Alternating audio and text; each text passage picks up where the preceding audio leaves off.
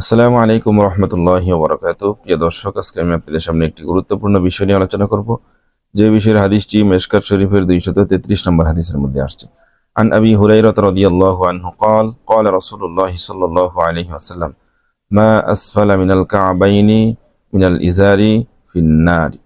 হযরত আবু হুরায়রা রাদিয়াল্লাহু তাআলা আনহু থেকে বর্ণিত, তিনি বলেন, নবী করিম সাল্লাল্লাহু আলাইহি ওয়াসাল্লাম ইরশাদ করেছেন, টাকনোর নিচের যেই অংশ লুঙ্গি বা পায়জামা দ্বারা ঢাকা থাকে তা জাহান্নামে যাবে। নাউযুবিল্লাহ।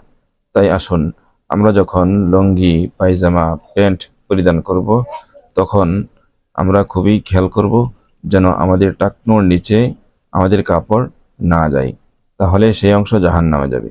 সেই অংশ জাহান্নামে যাওয়ার মানেই হলো পুরা শরীর জাহান্নামে যাবে। এজন্যই আসুন আমরা কাপড় পরিধান করার সময় খুবই সাবধানতার সঙ্গে পরিধান করি